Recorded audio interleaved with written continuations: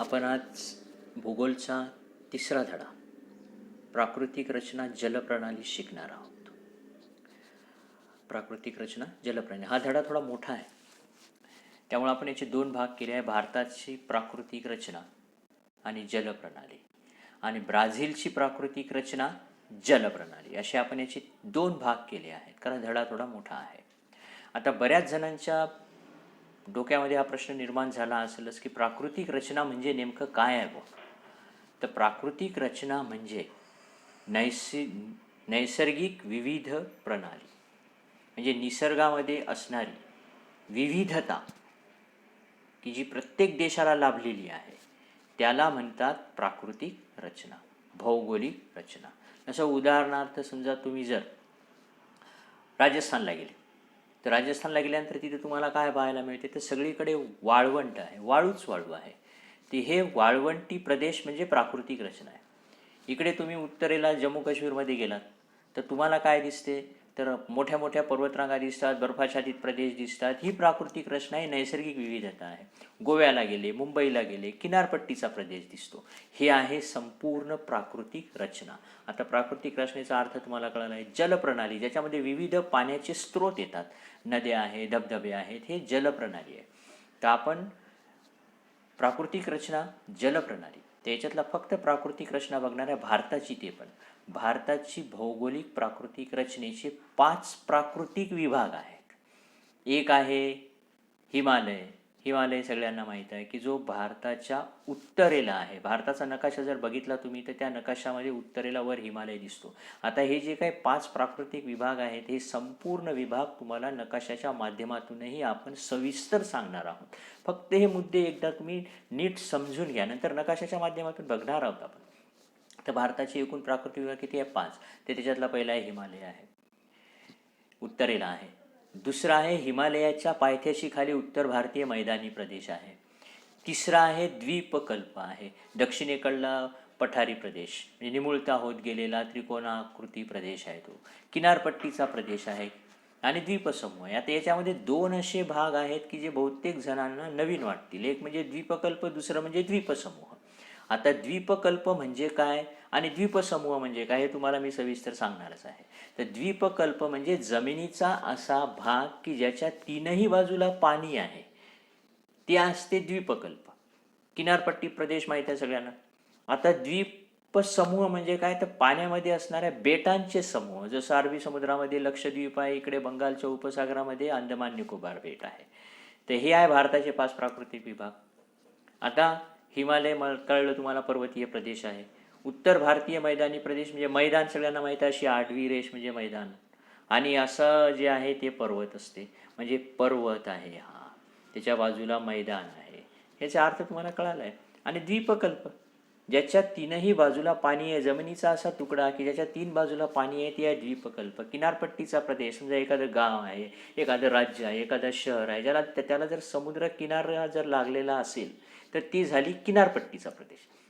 आणि द्वीपसमूह म्हणजे बघितलं आपण आत्ताच, पाण्यामध्ये असणारे बेटांचे लहान लहान समूह आहेत. आता आकृती क्रमांक 3.1 मध्ये तुम्हाला भारताची प्राकृतिक रचना दाखवलेली आहे. याच्यावर आधारित आपण पहिला पॉईंट आपण आज सुरू करणार आहे, तो म्हणजे हिमालय.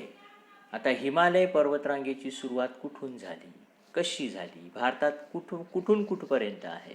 तर हिमालय भारतात हा उत्तरेकडून सुरू झाला तर इकडे पूर्वेकडे पसरत गेलेला आहे. पामीर नावाचं पठार आहे तजाकिस्तानमध्ये. तजाकिस्तान अफगाणिस्तानच्या वरच्या बाजूला आहे, थोडं तिथून सुरू झाला आणि भारतात हिमालय मग पूर्वेकडे पसरत गेलेला, असा पूर्वेकडे असा वरून खालपर्यंत पूर्वेपर्यंत गेलेला आहे. आणि तो जम्मू काश्मीरपासून सुरू झाला तर अरुणाचल प्रदेशपर्यंत पसरत गेला आहे. एवढा लांब हिमालय पर्वतरांग पसरते. आणि हिमालय पर्वतरांग एक पर्वतरांग नाही आहे, त्याच्या अनेक अशा शृंखला आहे, अनेक असे त्याचे भाग आहेत. त्याच्यातला एक भाग म्हणजे हिमालयाच्या अति दक्षिणेकडे असणारी पर्वतरांग म्हणजे शिवालिक पर्वतरांग आहेत, अति दक्षिणेकडे आहेत. त्याच्यानंतर मग लघु हिमालय येतो, त्याच्यानंतर हिमाद्री हिमालय येतो, त्याच्यानंतर येते हिमालया पलीकडल्या पर्वतरांगा. या हिमालयाच्या वेगवेगळ्या शृंखला आहेत. म्हणजे हिमालय असा लहान नाही आहे, एकच पर्वतरांग नाही आहे, तर अतिदक्षिणेकडे आहे शिवालिक पर्वतरांग. आता भारतामध्ये जो हिमालय पश्चिम भागापासून सुरू झाला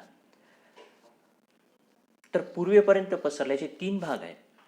पश्चिम हिमालय जो जम्मू काश्मीरने व्यापला आहे म्हणून त्याला काश्मीर हिमालय म्हणतात.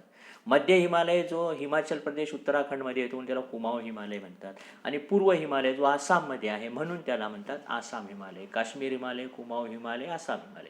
आता आपण हे नकाशाच्या माध्यमातून तुम्हाला शिकवणार आहोत. आता नकाशा बघा भारताचा. तर हा आहे भारताचा नकाशा. याच्यामध्ये तुम्हाला विविध रंग दिसतील. आता जसं हिरवा रंग आहे, पिवळा रंग आहे, त्याच्यानंतर चॉकलेटी रंग तुम्हाला दिसतो आहे म्हणजे तपकिरी रंग. हिरवा रंग नेहमी मैदानी प्रदेश दाखवत असतो, पिवळा रंग नेहमी पठारी प्रदेश दाखवतो आणि तपकिरी रंग नेहमी नकाशामधला पर्वतीय प्रदेश दाखवतो. आता खाली सूची दिली आहे. हिरवा रंग बघा 0 मीटरवर आहे म्हणजे जमिनीच्या अतिशय जवळ असतो तो, म्हणून तो मैदानी प्रदेश आहे, सपाट आहे.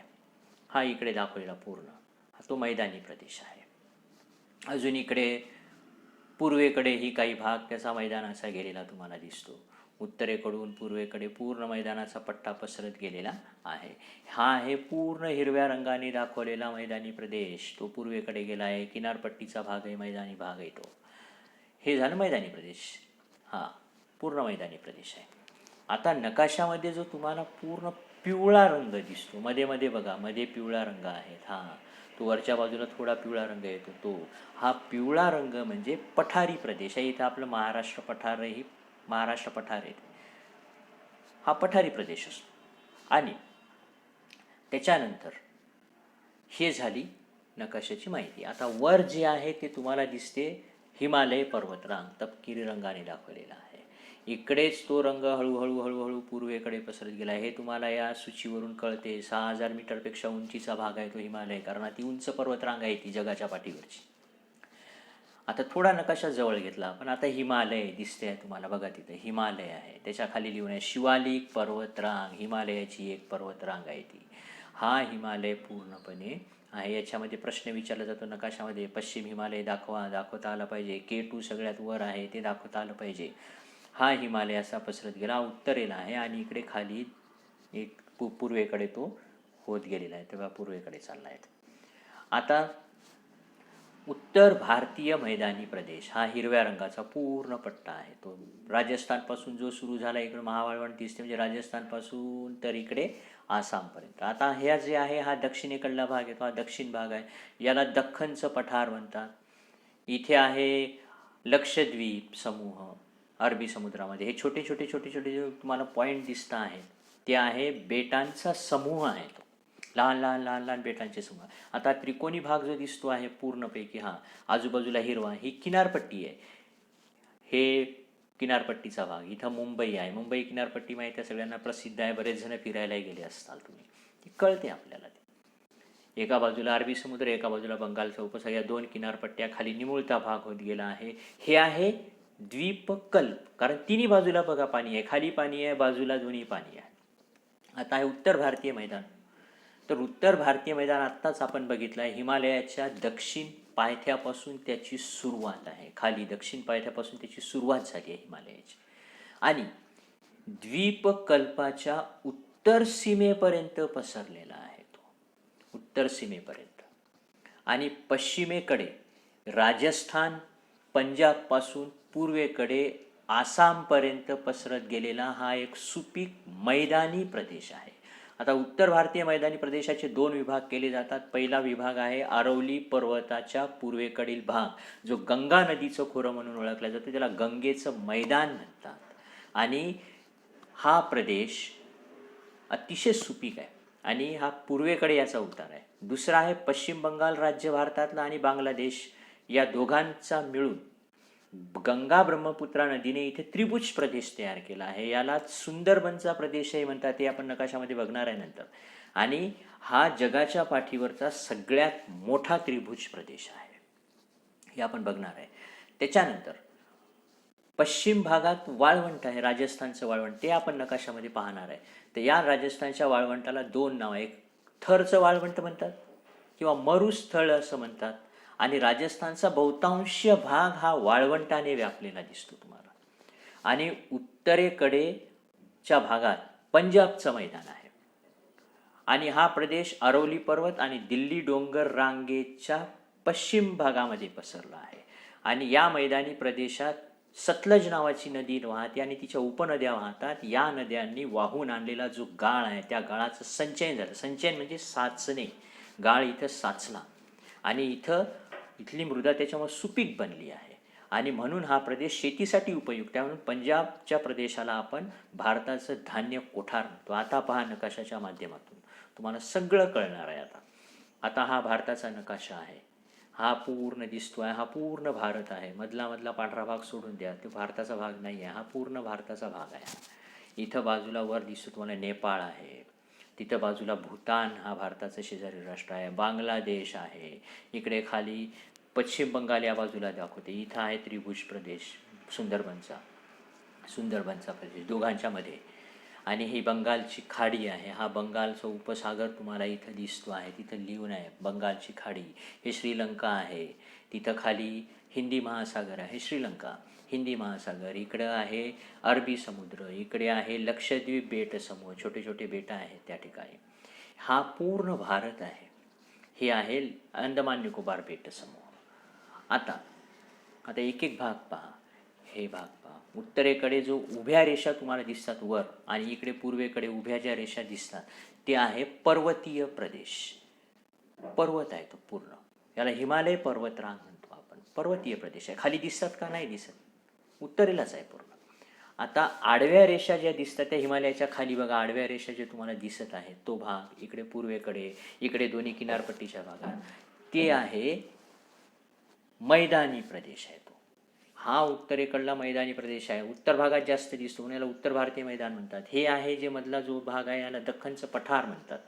हे विविध राज्य या दख्खनच्या पठारामध्ये येते. जसं उदाहरणार्थ महाराष्ट्र येते, कर्नाटक येते, आंध्र प्रदेश येते, मध्य प्रदेश येते, छत्तीसगड येते, गुजरातचा काही भाग येतो. हे पूर्ण पठारी प्रदेश आहे. पूर्ण पठार. हे राजस्थान आहे. राजस्थानचं वाळवंट दाखवलेलं आहे तुम्हाला ते बाजूला वर पॉईंट. हां, हे राजस्थानचं वाळवंट आहे. हा राजस्थानचं वाळवंट दाखवा परीक्षेमध्ये येते. हे पूर्ण आहे. आता हे जे दिसते आहे हे गुलाबी रंगाचे तुम्हाला हे किनारपट्टीचा भाग आहे. हे पश्चिम किनारपट्टी आहे. विचारतात पश्चिम किनारपट्टी दाखवता आली पाहिजे. इकडे विचारतात पूर्व किनारपट्टी दाखवा. ही पूर्व किनारपट्टी आहे. ज्या पद्धतीने दाखवायची आहे तुम्हाला. अरबी समुद्रात लक्षद्वीप इथं खाली दाखवलं आहे ते दाखवावं लागते तुम्हाला. हे संपूर्ण नकाशामध्ये दाखवण्याचे भाग आहेत. हा महत्त्वाचा प्रश्न आहे. हे लक्षात ठेवा. कुठं कोणतं भाग दाखवायचं हे आपण आता बघितलं आहे. हा भारताचा प्राकृतिक विभाग आपण दुसरा संपवला. पहिला हिमालय झाला, दुसरा उत्तर भारतीय मैदान झालं. आता आपण हे पूर्ण एकदा पाहून घ्या. हिमालय, त्याच्यानंतर ते खाली दाखवलेलं आहे उत्तर भारतीय मैदान, ते राजस्थानचं वाळवंट, ते अरवली पर्वत वगैरे तिथं आहे. हे संपूर्ण भाग एकदा व्यवस्थित पहा. नकाशामध्ये विसरायचं नाही. आता नंतरचा भाग आहे द्वीपकल्प. आता द्वीपकल्प इथं बघा. इथं हा जमिनीचा भाग दिसतो आहे तुम्हाला, पण आजूबाजूला काय दिसते तुम्हाला? तिथं पाणी दिसते आहे. म्हणजे द्वीपकल्पचा अर्थ तुम्हाला प्रत्येकाला कळाला असं मला वाटते की जमिनीचा असा भाग ज्याच्या तिन्ही बाजूला पाणी आहे. आता उत्तर भारतीय मैदानी प्रदेशाच्या दक्षिणेकडे पसरला आहे. पहा, दक्षिणेकडे आहे तो भारताचा भाग आणि हिंदी महासागराकडे निमुळता होत गेलेला भाग आहे तो. हा भारतीय द्वीपकल्पचा प्रदेश म्हणून ओळखला जातो. हा संपूर्ण पाणी आहे आजूबाजूला. इथे मधात जमीन आहे.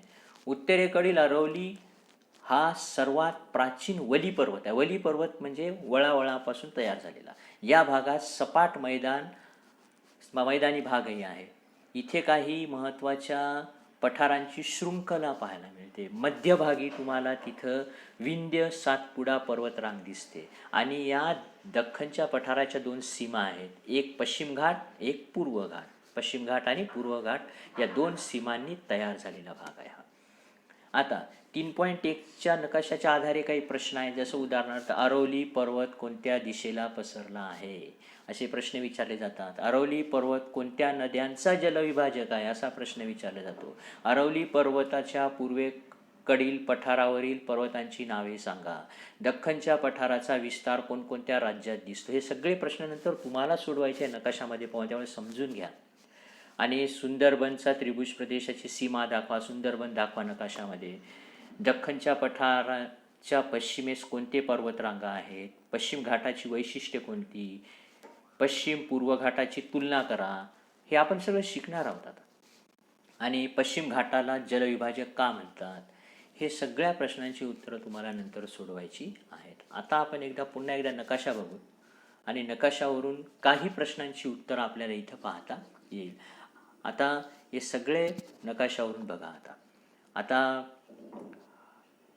पठारी प्रदेश जो आहे तो कोणत्या कोणत्या राज्यामध्ये येतो, पठारी भाग. तर पठारी प्रदेश हा दख्खनचं पठार आहे. याच्यात कोणते कोणते राज्यामध्ये समाविष्ट झालेले दिसतात तुम्हाला, तर बघा त्याच्यात तुम्हाला महाराष्ट्र दिसतो आहे आपला, गुजरात आहे, महाराष्ट्राचा भाग येतो, त्याच्यानंतर कर्नाटक येते, त्याच्यानंतर केरळचा भाग येतो, त्याच्यानंतर आंध्र प्रदेशचा भाग येतो, त्याच्यानंतर छत्तीसगडचा भाग येतो, त्याच्यानंतर मध्य प्रदेश येते. म्हणजे हे पठार पूर्ण वेगवेगळ्या राज्यांनी व्यापलेले दिसून येतात. याच्यामध्ये महाराष्ट्र पठार दाखवा म्हटल्यावर दाखवता आलं पाहिजे, राजस्थान दाखवता आलं पाहिजे. आता किनारपट्टीचे प्रदेश पहा. आता भारताला सुमारे 7,500 किलोमीटर लांबीची किनारपट्टी लाभली आहे. 2 किनारे आहेत, पूर्व किनारा, पश्चिम किनारा, आणि द्विकल्पाच्या पूर्वेकडे व पश्चिमेकडे ही किनारपट्टी आहे. या दोन्ही किनारपट्टीमध्ये बराच फरक आहे. पश्चिम किनारा अरबी समुद्राला लागून आहे आणि किनारा खडकाळ आहे. खडकाळ का आहे मग? कारण अनेक डोंगर रांगा या पश्चिम किनारी भागामध्ये खाली उतरल्या आहेत पश्चिम घाटातून. त्याच्यामुळे किनाऱ्यापर्यंत पसरत गेल्या आणि या किनाऱ्यांची रुंदीही मग वाढत गेली आणि पश्चिम घाटातून अतिशय वेगाने वाहणाऱ्या नद्या, लहान लहान नद्या किनारी भागामध्ये खाली उतरल्या. त्यामुळे या नद्यांच्या मुखाशी खाड्या तयार झाल्या. खाडी म्हणजे काय झालं असेल तुमचं 5व्या-6व्या वर्गामध्ये, की जेव्हा डोंगर कड्यावरून पाणी खाली कोसळते तेव्हा कडेची झीज होते आणि ते पाणी जेव्हा खाली पडते तेव्हा खाडी तयार होते तिथं. आणि मग या भागामध्ये खाड्या आहेत, त्रिभुज प्रदेश आढळत नाही. ही महत्त्वाचं वैशिष्ट्य आहे पश्चिम घाटाचं, पश्चिम किनारपट्टीचं, की पश्चिम किनारपट्टीवर काय खाड्या तयार झाल्या, त्रिभुज प्रदेश नाही. आता पूर्व किनारपट्टीचं थोडंसं वेगळं आहे. ते पूर्व किनारा बंगालच्या उपसागराला लागून आहे आणि हा किनारा नद्यांच्या संचयनाने बनला आहे. म्हणजे इथं उतार कमी आहे, त्यामुळे नद्या संथपणे हळूहळू वाहतात आणि सोबत गाळ घेऊन येतात. त्यामुळं पूर्व किनारी भागामध्ये तुम्हाला गाळाचं संचयन झालं. कारण या भागात अनेक पूर्ववाहिनी नद्या पश्चिम घाटातून पूर्व घाटातून वाहत येतात, दोन्ही भागातून वाहत येतात. त्यामुळे या नद्या जेव्हा या भागात वेगाने वाहत येतात तेव्हा यांचा वेग कमी होतो. का? कारण उतार कमी आहे, त्यामुळे वेग कमी झाला. त्यामुळे इथं गाळाचं संचयन होते. जिथं गाळाचं संचयन होते तिथं मग नदीच्या मुखाशी त्रिभुज प्रदेश तयार होतो. म्हणजे पूर्व किनारपट्टीवर त्रिभुज प्रदेश आहे, तो गाळाचा प्रदेश आहे, आणि पश्चिम किनारपट्टी इथं खाड्या आहेत. हे 2 फरक लक्षात ठेवा. पश्चिम किनारपट्टी खाड्या, पूर्व किनारपट्टी त्रिभुज प्रदेश. आता कळलं तुम्हाला? हे 2 फरक महत्त्वाचे आहेत. 2 फरक आहेत हे, पूर्व किनारपट्टीचे आणि पश्चिम किनारपट्टीचे. हा झाला किनारपट्टीचा भाग. प्रश्न येतो, भारताला किती किलोमीटर लांबीचा सागरी किनारा लाभला आहे? तर भारताला 7,500 किलोमीटर लांबीचा सागरी किनारा लाभला आहे. आता नकाशावरून बघा, हे आहे पश्चिम किनारपट्टी, अरबी समुद्राला लागून आहे. ही आहे पूर्व किनारपट्टी, ही बंगालच्या उपसागराला लागून आहे. ती अरबी समुद्र आहे, ठीक आहे. तो खाली हिंदी महासागर आहे. हा आहे बंगालचा उपसागर, तिथं खाली तुम्हाला हिंदी महासागर आलेला दिसतो. ते दाखवलेल्या आडव्या रेषेने ते लक्षद्वीप आहे आणि हे आहेत सगळे अंदमान निकोबार बेट समूह. हे विचारतात, लक्षद्वीप दाखवता आलं पाहिजे, अरबी समुद्र दाखवायचं, अंदमान निकोबार बेट दाखवता आलं पाहिजे, ते इथं तुम्हाला बंगालच्या उपसागरात दाखवायचं. दोन्ही किनारपट्ट्या दाखवा म्हणून प्रश्न येतो. हे नकाशात विचारणारे महत्त्वाचे प्रश्न आहे. आता अंदमान निकोबार बेटाबद्दलची माहिती पाहिजे. द्वीपसमूह. आता किनारी गटात द्वीपसमूहाचा समावेश केला जातो. किनारी भागामध्ये छोटी छोटी बेटं असतात, याला आपण आईसलँड असं देखील म्हणतो. त्याशिवाय अरबी समुद्र आणि बंगालच्या उपसागरात प्रत्येकी एक मोठे बेट आपल्याला दिसून येते. प्रत्येकी एक मोठे बेट इथं आहे. आता अरबी समुद्रात लक्षद्वीप नावाचं बेट आहे, त्याला लक्षद्वीप बेटे असे म्हणतात. आणि बंगालच्या उपसागरामध्ये असणाऱ्या बेटांना अंदमान निकोबार बेट समूह म्हणतात. काही बेटं किनाऱ्यावरच आहेत, काही बेटं मुख्य जमिनीपासून आतमध्ये पाण्यामध्ये जावी लागतात, जसं लक्षद्वीप. दूर जावं लागते पाण्यात. तसंच बंगालच्या उपसागरात दूर जावं लागते तेव्हा मिळते अंदमान निकोबार बेट. बहुतांश लक्षद्वीप बेटे प्रवाळाची कंकणद्वीप आहे. प्रवाळ शेवाळाचाच भाग आहे. फक्त प्रवाळ हे शुद्ध आणि निथळ पाण्यामध्ये वाढते, त्याच्यापासून तयार झालेली बेटं आहेत आणि हे विस्ताराने लहान बेटं आहेत. यांची उंचीही कमी आहे. आता अंदमान निकोबार बेटाचा जर तुम्ही विचार केला तर हे सगळे ज्वालामुखीय बेट आहेत आणि ती आकाराने मोठी आहे. आणि अंदमान निकोबार बेटाच्या अंतर्गत भागात म्हणजे आतमधल्या भागात उंच उंच डोंगर रांगा आहेत. या समूहामध्ये बॅरन नावाचं एक बेट आहे. या बॅरन बेटावर भारतातला एकमेव जिवंत ज्वालामुखी आहे, ज्याला जागृत ज्वालामुखी म्हणतात. प्रश्न येतो, भारतातलं एकमेव जिवंत ज्वालामुखीचं बेट कोणतं? तर बॅरन आहे. बॅरन. तर निकोबार समूहातील काही बेटं देखील कंकणाद्वीप आहेत. हे झाले 2 द्वीपसमूह, अरबी समुद्रातील लक्षद्वीप आणि बंगालच्या उपसागरातील अंदमान निकोबार बेट समूह आणि त्यांची वैशिष्ट्ये आपण बघितलीत. लक्षद्वीप आकाराने लहान, अंदमान निकोबार बेट आकाराने मोठे. अंदमान निकोबार बेटावर भारतातील एकमेव जिवंत ज्वालामुखीचं बेट ज्याचं नाव आहे बॅरन. आता आपण अंदमान निकोबार बेटाबद्दल अजून थोडी जास्ती माहिती घेऊ. थोडीशी जास्तीची माहिती आपण तुम्हाला सांगणार आहे. फक्त अंदमान निकोबार बेटाचा एक नकाशा तुम्हाला आता मी दाखवणार आहे. अंदमान निकोबार बेटाचा एक नकाशा आणि त्या नकाशावरून आपण अंदमान आणि निकोबार हे जरी आपण दोन्ही नावं एकत्र घेत असलो तरी हे दोन्ही बेटं एकमेकांपासून थोडी दूर अंतरावर आहेत. दोन्ही वेगवेगळ्या अंतरावर. इथं तुम्हाला आता हे दाखवलं, हे लक्षद्वीप आहे. भारताच्या नकाशात हे लक्षद्वीप दाखवा हा महत्त्वाचा प्रश्न आहे. चुकायचं नाही कधीच. फुकटचे मार्क आहे, त्याला काही कोणता अभ्यास करायची गरज नाही तुम्हाला. इथं बंगालच्या उपसागरात तुम्हाला दाखवायचं अंदमान निकोबार बेट. आता अंदमान निकोबार बेट जे आहे छोटं छोटं, आता हे आणि हे लक्षद्वीप छोटे छोटे पॉईंट दिसतात तुम्हाला. हे आकाराने लहान आहे, ठीक आहे. हे छोटे छोटे छोटे पॉईंट आहेत. पण अंदमान निकोबार बेटावरचे पॉईंट थोडे मोठे दिसतात. म्हणजे याच्यावरून लक्षद्वीपपेक्षा अंदमान निकोबार बेट हे काय आहे, आकाराने मोठा आहे. हे आपल्याला नकाशावरून लगेच कळतंय. आता हे तुम्हाला कळलं. इथं तुम्ही चुकणार नाहीत असं मला वाटते. हे मार्क इथले जाऊ द्यायचे नाहीत आपल्याला. खूप एकदा लक्षात बसले की तुम्हाला कधीही हा प्रश्न विचारला की लक्षद्वीप दाखवता आलं पाहिजे. आता अंदमान निकोबार बेटाचा हा नकाशा आहे. आता वरचा जो भाग आहे तो भाग येतो अंदमान आणि खाली जो भाग दाखवलेला आहे तो आहे निकोबार. आता अंदमान निकोबार बेटावरची काही लहान लहान लहान लहान बेटांची नावं तुम्हाला इथं दिलेली आहे. पहिले अंदमान, मग हे खाली निकोबार. वर आहे अंदमान, खाली आहे निकोबार. आता इकडे पिवळा नकाशा बघा, तो जगाचा नकाशा आहे. तिथं खाली बघा तुम्ही, तिथं भारत दाखवलेला आहे. बाजूला एक बाण दाखवून एक पॉईंट दाखवला. तो पॉईंट म्हणजे अंदमान निकोबार आहे पूर्ण. हे आपण मोठ्या याच्यात तुम्हाला दाखवलं आहे. अंदमान निकोबार मध्ये ग्रेट अंदमान येते. इकडं वेगवेगळे हे लहान लहान लहान लहान काय आहेत, हे लहान लहान लहान लहान भाग आहेत सगळे.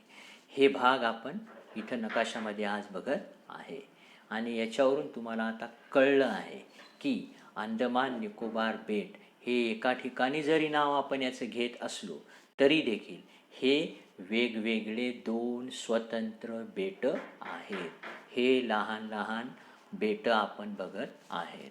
आता हे छोटा पॉईंट जो दाखवला आहे ते पूर्ण अंदमान निकोबार बेट आहे, ठीक आहे. ते इथं आपण आज थांबणार आहे. पुढच्या पिरियडला आपण बघणार आहे ते म्हणजे ब्राझीलची प्राकृतिक रचना, ठीक आहे. धन्यवाद.